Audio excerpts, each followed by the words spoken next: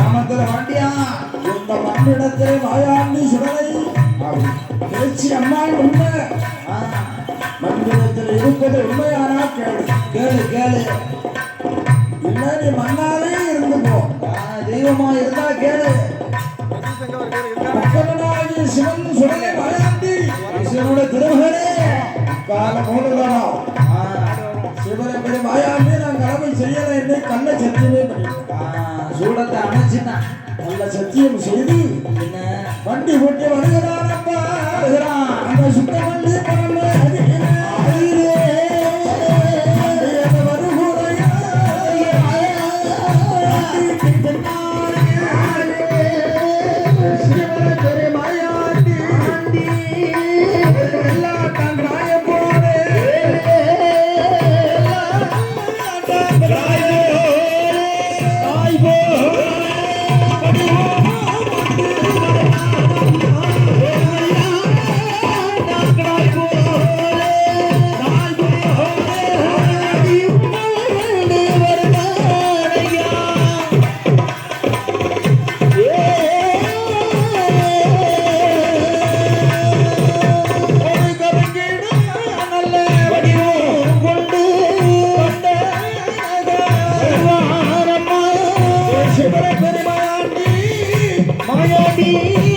அந்த கள்ளச்சத்தியப்படாலே ஆறுமுக தலைவன் அவன் வண்டிக்கு பின்னாலே அப்படி ஒரு வெள்ளாட்டாங்க நாய் போல பாராட்டு மணி கட்டி கொடுத்த கடா ஒரு கருங்கடா கொடுத்த கடா மணி கொண்டு வண்டிக்கு பின்னாலே ஒரு கடா அப்படி ஆறுமுக தலைவன் அந்த மாறாப்பு மணி சத்தம் கேட்டு என்னடா வண்டிக்கு பின்னாலே வருகிறான் மாறாப்பு மணி சத்தம் கேட்கிறது ஆஹா திரும்பி பார்க்கிறான் சிவனை பெரிய மாயாண்டி ஒரு வெள்ளாட்டா கடாய் கருகடா போலே வடிவம் கொண்டு வருகிறான் இந்த ஆறுமுக தலைவனானவன்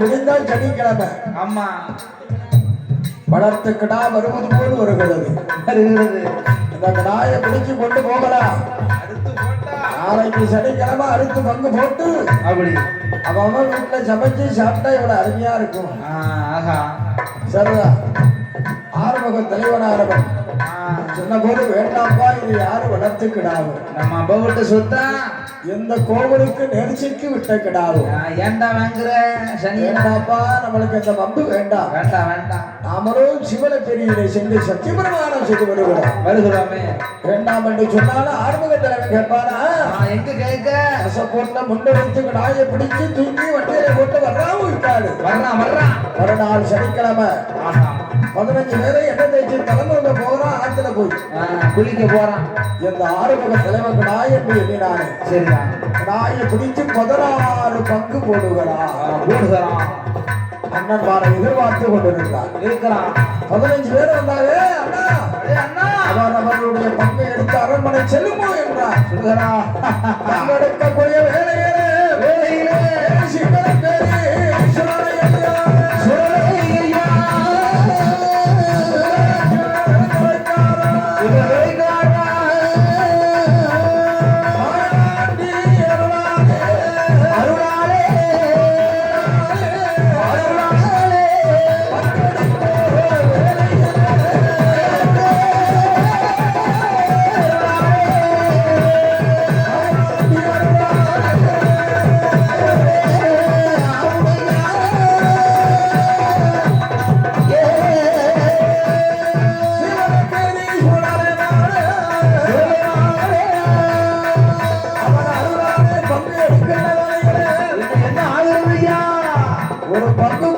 முதலாவது குறைகிறது இரண்டாவது முறை பங்கு போட்டு எடுக்கிறார் 2 பங்கு குறைகிறது குறைந்து கொண்டு வருகிறது மூன்றாவது முறை பங்கு போட்டு எடுக்கிறார் 3 பங்கு குறைந்தது அண்ணா பங்கு எடுக்க பங்கு குறைகிறது வேளையிலே சிவனுக்கு மாயாண்டி அருளா பங்கானது குறைந்த போது அண்ணா அடே பங்கு போட வேண்டாம் பங்கு போட ஒரு துணி இறைச்சி மிஞ்சாது அவ அவன் கையிலே ஒரு கடி இறைச்சி எடுத்துண்டு அவருடைய அரண்மனை சென்று கறி சமைத்து சாப்பிட்டு போட்டான். சரிதான்.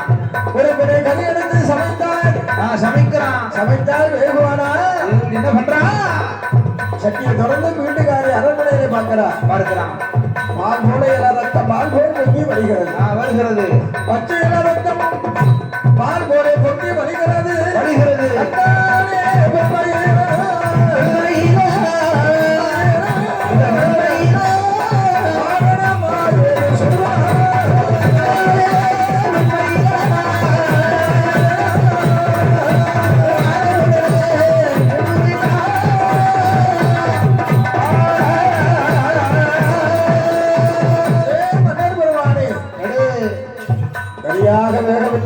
வேகவில்லையே.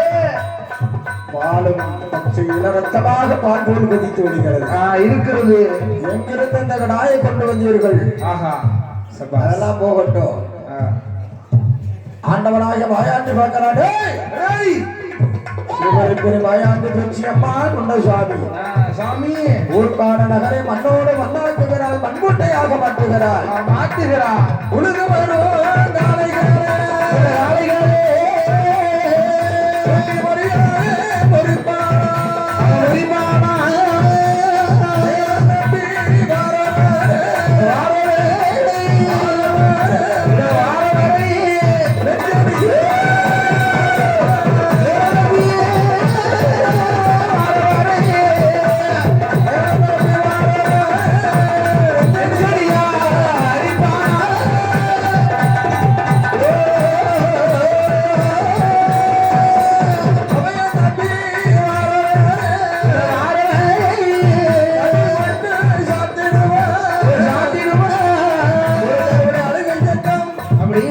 நாளைகளே குழவை செத்தம் மாடு கோழிகளை எல்லாம் அடித்து உதரத்தை குடிக்கிறார். ஆடு போல மறக்கா போல நம்மை சந்தீரை உள்ளுகிறார். அந்த ஊர்காடு தளத்தை மண்கொண்டையாக மாற்றுகிறான். 16 பேர்களும் வள்ளிபுரத்தின் இடத்திலே வந்து குடிக்கிட்டார்கள். ஏ சண்டாளர்களே 16 வல்லாளிகளே தலைவர்களே களஞ்சியத்திலே களவு செய்து சிவரப்பெரியை சென்ற கள்ள சத்தியம் செய்தவர்களே சென்றார்கள். வந்திருக்கிறான் சுடலைமாயாண்டி வண்டிக்கு முன்னாலே வெள்ளாண்டான் நாயாக கொண்டு வந்தானே. கரங்களாயனை எண்ணி அவனை அறுத்து 16 பங்கு போட்டீர்களே. வேளையில பங்கு குறைந்ததா என்னாகிறது? ஊர்காடு நகரிலே வந்து குறைபட்டான் துறையானதே. பழைய எல்லான சில்லறைகளை எல்லாம் செய்தானே. சரிதான். சிவனை மாயாண்டி எல்லாம் வந்திருக்கிறான். ஊர்காடு தளபதி ஒரு வீடு